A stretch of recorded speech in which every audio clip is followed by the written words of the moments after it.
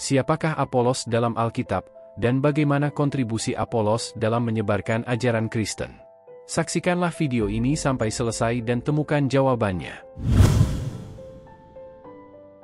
Apolos adalah seorang tokoh yang disebutkan dalam Alkitab Perjanjian Baru.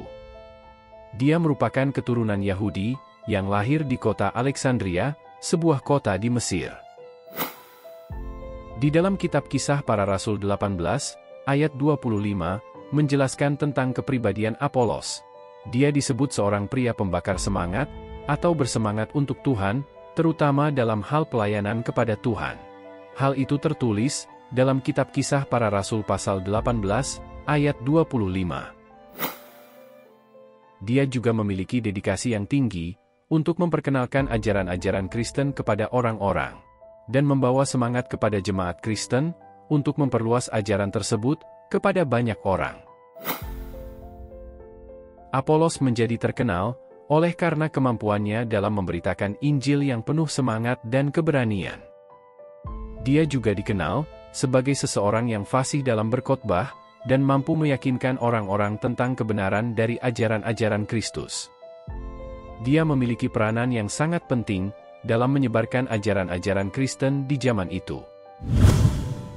Selain itu, Apolos juga turut serta dalam misi-misi penginjilan, dan membawa banyak orang kepada iman Kristiani, melalui pengajaran dan pemberitaan Injil yang disampaikannya. Meskipun Apolos hanya disebutkan dalam beberapa bagian Alkitab, namun pengaruh dan kontribusinya dalam menyebarkan ajaran-ajaran Kristen sangatlah besar. Pada tahun 54 Masehi, Apolos berkunjung ke kota Efesus, di mana ia mengajar dengan berani di rumah ibadah. Akan tetapi, pada waktu itu pemahaman Apolos tentang Injil belum lengkap, ia hanya mengetahui baptisan Yohanes. Tertulis dalam kitab Kisah Para Rasul, pasal 18, ayat 26. Ini berarti, Apolos hanya mengajar orang-orang tentang pertobatan dan beriman kepada Mesias.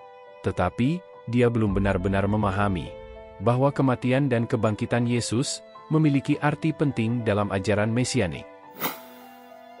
Setelah dibantu oleh Priscilla dan Aquila, Apolos menjadi lebih memahami pesan yang lengkap tentang Yesus Kristus. Setelah itu, Apolos mulai memberitakan Injil dengan kuat dan jelas, dan Tuhan memakai dia sebagai apologetik yang handal. Di dalam kitab Korintus memberikan gambaran bahwa Apolos, Petrus, dan Paulus merupakan pemimpin yang terkemuka dan berpengaruh besar dalam perkembangan gereja mula-mula. Pada saat itu, banyak jemaat Kristen yang menyebut diri mereka sebagai murid-murid dari Apolos, Petrus, ataupun Paulus.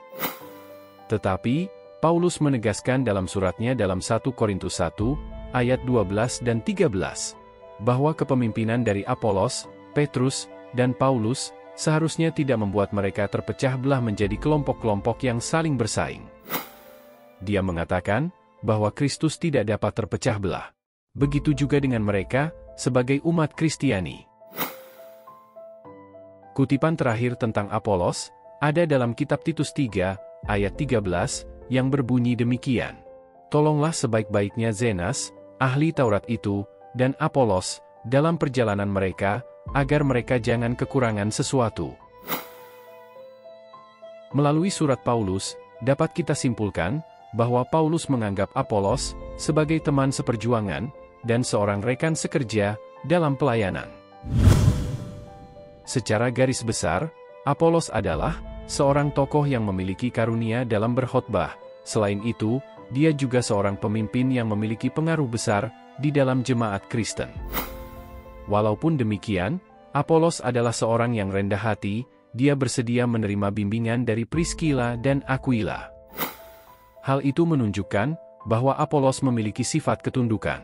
Sikap rendah hati Apolos menggambarkan kualitas seorang kepemimpinan yang baik, yang tidak hanya mampu mempengaruhi orang lain, tetapi Apolos juga mau belajar dan bertumbuh dalam pengetahuan.